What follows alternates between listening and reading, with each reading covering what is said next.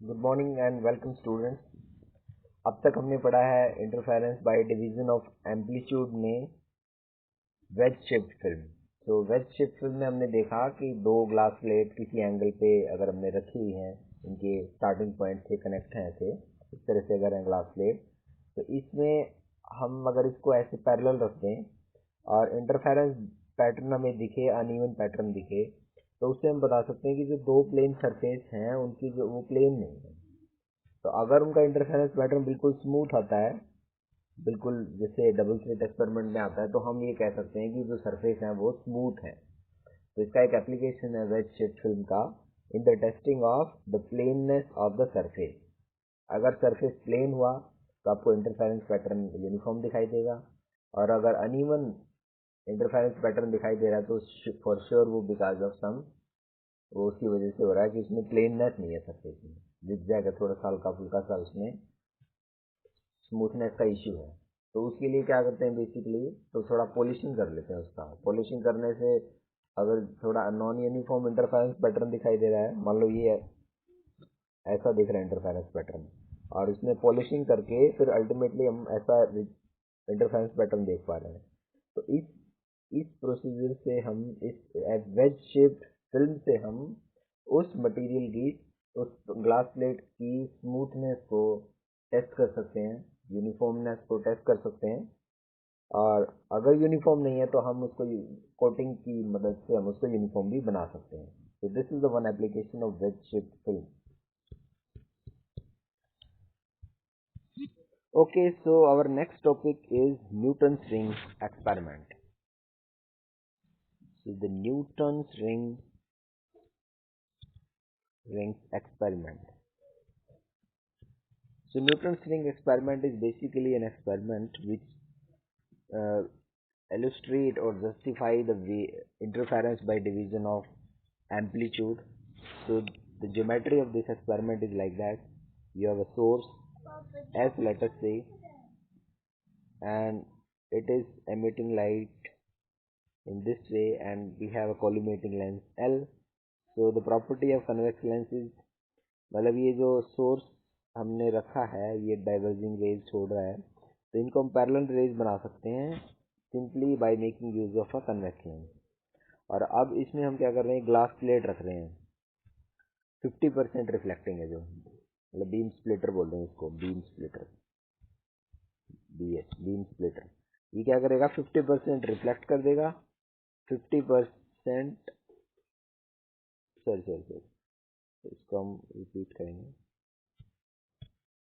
50% तो यहाँ पे रिफ्लेक्ट हो जाएगी और कुछ आगे भी चली जाएगी, वो हमने उसका कुछ नहीं करना अभी। और यहाँ पर हमने क्या किया है, एक प्लेनो कन्वेक्स लेंस लगाया है, मतलब कन्वेक्स लेंस को बीच से काट दो किस्म से, और फिर नीचे इसका एक ग्लास प्लेट लगाया हुआ हमने, ऐसा है। तो इसमें क्या हो रहा है, जैसे रेज ही आ रही थी ना, प्लेन रेज, यहाँ तो स्फेरिकल वेव फ्रंट है, यहाँ पे प्लेन वेव फ्रंट है, तो जो प्लेन वेव फ्रंट इसके ऊपर इंसिडेंट हो रहा है, तो यहाँ पर भी देखो ये वेज शेप बन गया, मतलब ये ग्लास प्लेनो कन्वेक्स लेंस है, ये ग्लास प्लेट है, तो ये वेज बन गया, जैसे मतलब ये ग्लास, ये ऐसा ग्लास और एक ऐसा वाला glass. So this geometry is called wedge shaped, जैसे हमने अभी पढ़ा है वेज शेप्ड। तो वेज शेप की वजह से दो इंटरफेस बन गए इसमें, एक तो ये वाला इंटरफेस, ये ग्लास टू एयर, यहाँ से रिफ्लेक्शन होगा, दूसरा एयर टू ग्लास, यहाँ से रिफ्लेक्शन होगा। तो ये रिफ्लेक्टेड एम्पलीट्यूड जो है, ओके, तो जो दो इंटरफेस बने हैं, glass to air, air to glass, तो यहाँ से रिफ्लेक्शंस होंगे। तो इसके लिए हम सपोज कोई दूसरा कलर ले लेते हैं, रेड। तो यहाँ से जो रिफ्लेक्शंस होंगे वो ऐसे जाएंगे, रेड फर्स्ट इंटरफेस से फॉर एग्जांपल, और एक ब्लू कलर वो ले लेते हैं, वो सेकंड इंटरफेस से, ये वाला जो इंटरफेस है। अब ये जो रिफ्लेक्टेड एम्पलीट्यूड्स हैं, ये दोनों रेड एंड ब्लू, अब ये यहाँ पर हमने कोई माइक्रोस्कोप लगाया हुआ है, तो इसमें आपको इंटरफेरेंस पैटर्न दिखाई देगा in the forms of ring. तो इन रिंग्स को बोलते हैं, these are called Newton's ring, these are called Newton's ring. और इस सेटअप को बोलते हैं न्यूटन्स रिंग सेटअप और एक्सपेरिमेंट। तो इसमें भी हम सिमिलरली जैसे हम पाथ डिफरेंस कंडीशन कैलकुलेट करते आए हैं, हम पाथ डिफरेंस कंडीशन कैलकुलेट करेंगे। मैक्सिमा के लिए जब path difference integral multiple of wavelength होगा तो मैक्सिमा दिखाई देगा, जब half integral multiple of wavelength होगा तो आपको मिनिमा दिखाई देगा। तो इसमें दो केस बन गए, एक तो ये रिफ्लेक्शन से हो रहा है, दूसरा इसमें ट्रांसमिशन से होगा। जैसे हमने एक प्लेन फिल्म के लिए बात करी थी जिसमें दो केस पढ़े थे हमने, interference by reflection, interference by transmission. तो हम लेटर से स्टार्ट करते हैं interference by reflection in Newton's ring setup. Okay, so reflection case के लिए हम सिंपली इस ज्योमेट्री को ड्रॉ कर लेते हैं। मतलब ऐसा हो रहा है कि ये जैसे हमारा प्लेनो कन्वेक्स लेंस है, ये हमारा ग्लास प्लेट है, बिल्कुल यहाँ पे टच कर रहे हैं। जैसे रेज आ रही हैं तो ये रिफ्रैक्ट हुई और यहाँ से रिफ्लेक्ट हुई, और यहाँ से रिफ्लेक्ट एक पार्ट इसका ट्रांसमिट हुआ और फिर यहाँ से रिफ्लेक्ट हुआ, रिफ्रैक्ट हुआ। तो ये एम्पलीट्यूड्स जो हैं बेसिकली इंटरफेयर करेंगे और आपको मैक्सिमा एंड मिनिमा देंगे। तो इसके लिए एक ज्योमेट्री बनाते हैं, हम सर्कल ज्योमेट्री यूज कर लेते हैं। जैसे ये सर्कल है,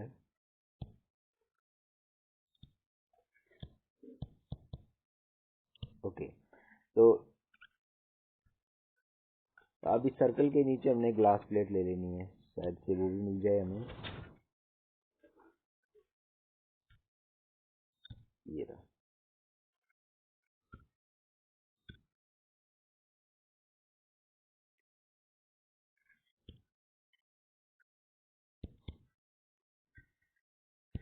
नहीं ये थोड़ा टाइम वेस्ट कर रहा है। एनीवे, तो हम एक ड्रॉ कर लेते हैं ऐसे।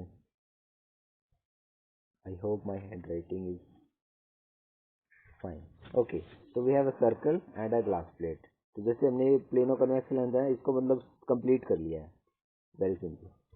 तो इसमें सर्कल का जैसे रेडियस होगा r, और यहाँ पर मान लो ये इस डिस्टेंस तक हम बात कर रहे हैं, तो इस थिकनेस को मैं नोटेट कर देता हूँ स्मॉल t से, दिस इज थिकनेस।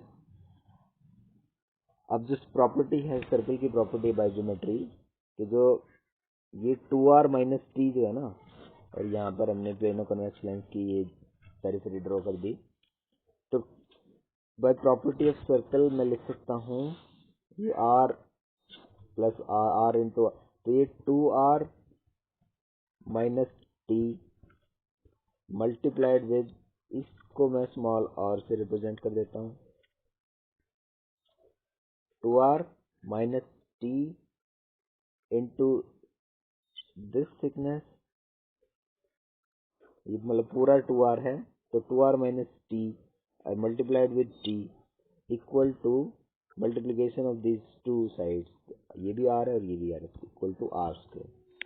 ये देख लेना, सर्कल की प्रॉपर्टीज का पार्ट है, अगर समझ में नहीं आता तो हम इसको बाद में बात करेंगे, राइट।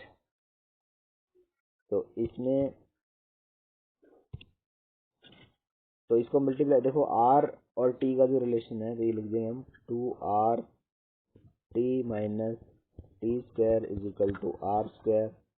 और जो आपका t है ना, t is very very less than r, तो मैं क्या कर सकता हूँ, टी स्क्वायर को ड्रॉप कर सकता हूँ। I can simply write 2rt equal to r square. और रेडियस जो है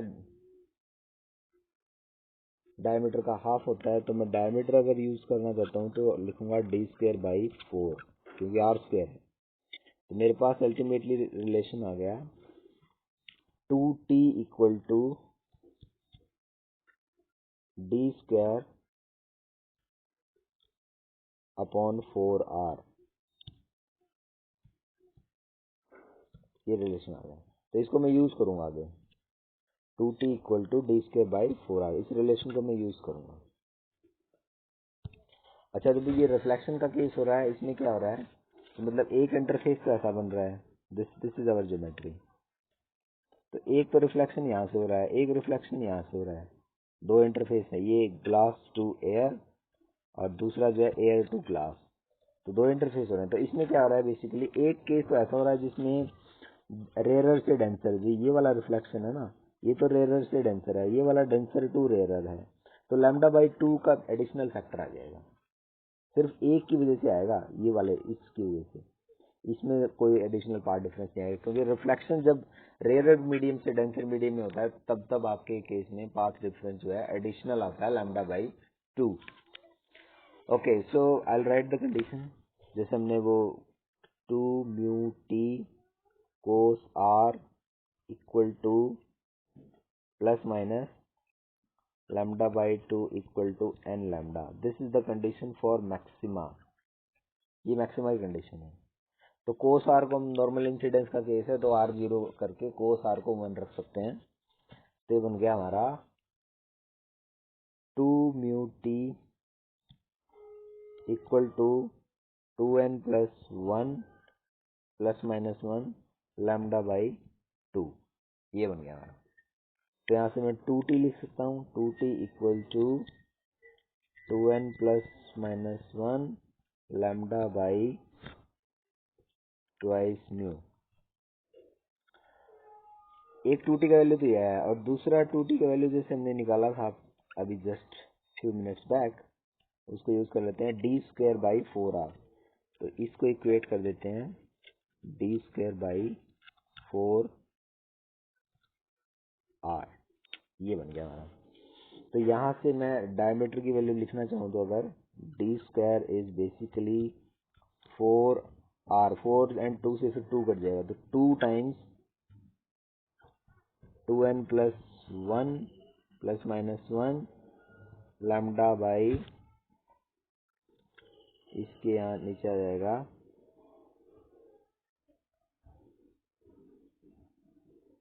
इनफैक्ट r मल्टीप्लिकेशन में आएगा यहाँ पे और म्यू नीचे है।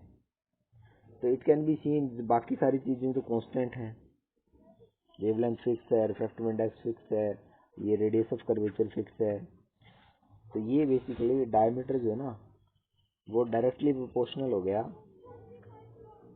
Square root of 2n plus 1 plus minus 1 है तो प्लस 1 रख लो या माइनस 1 रख लो। तो जो n का वैल्यू है बेसिकली 0 1 2 एंड सो ऑन, तो ये बेसिकली क्या हो गया कि जो डायमीटर है आपके nth रिंग का न्यूटन रिंग में वो डायरेक्टली प्रोपोर्शनल है ओड नंबर्स के।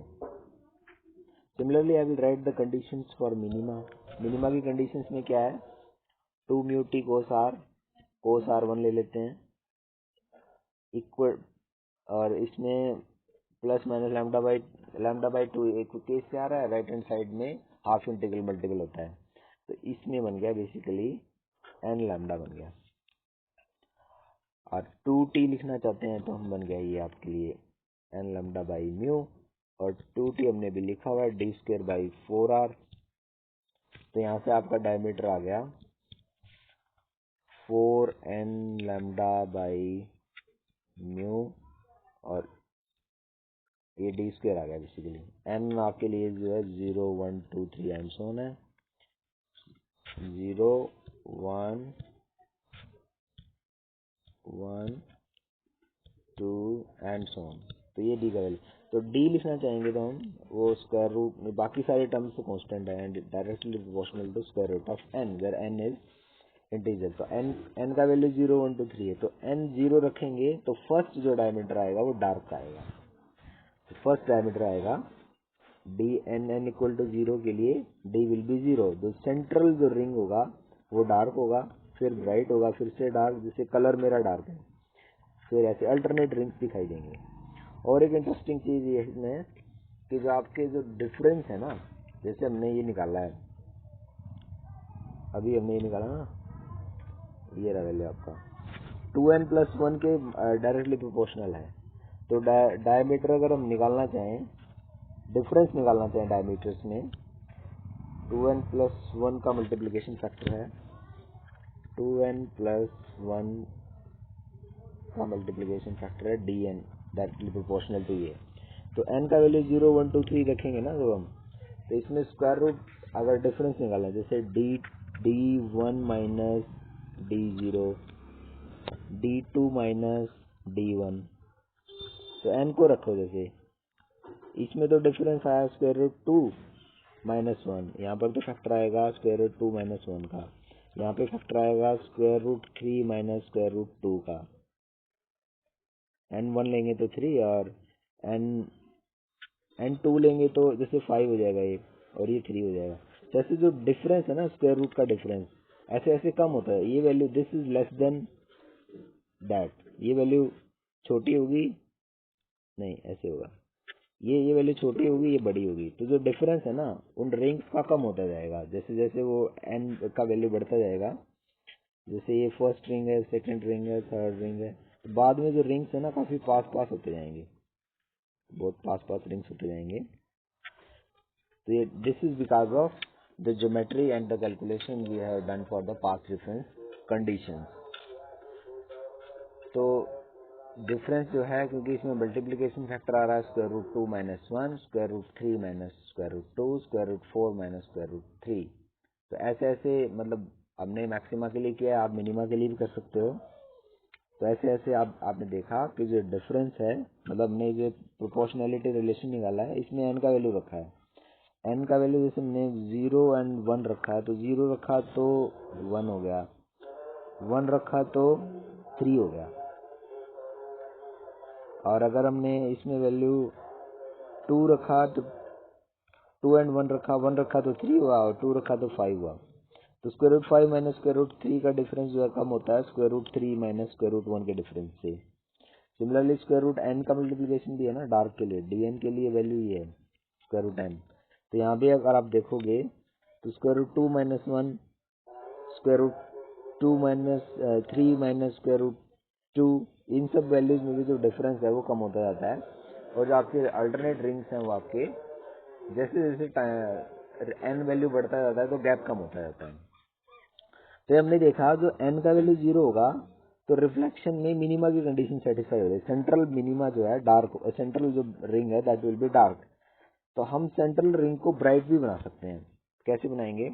एक सरफेस ये है और नीचे ग्लास प्लेट है, और बीच में हमने ना ऐसा कोई लिक्विड भर देना है इसमें। ये मान लो इंडेक्स μ1 है, यहाँ पर म्यू है और ये μ2 है। तो बीच में हमने कोई लिक्विड भर दिया है, ऐसा कोई लिक्विड फिलिंग कर दिया है जिसका इंडेक्स μ1 का value is less than mu and this is further less than μ2।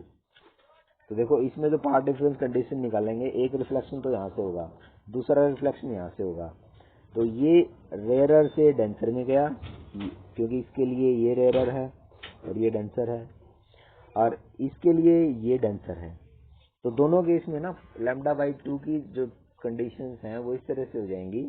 λ/2 का एडिशनल पाथ इसमें भी आ गया, λ/2 का एडिशनल पाथ इसमें भी आ गया। तो जो कंडीशन बनी ना ये मैक्सिमा की बन जाएगी। तो ये बन जाएगा जो मिनिमा की कंडीशन है that will become the condition of maxima. तो आपका जो 2μt का जो पाथ आया था इक्वल टू n लैम्डा बन जाएगा, और n का वैल्यू जब 0 होगा तो मैक्सिमा आएगा। तो रिफ्लेक्शन में भी हम ब्राइट सेंटर फ्रिंज को अचीव कर सकते हैं by introducing a liquid having refractive index greater than the first media which is plano convex, less than the refractive index of another media which is second glass plate. Thank you.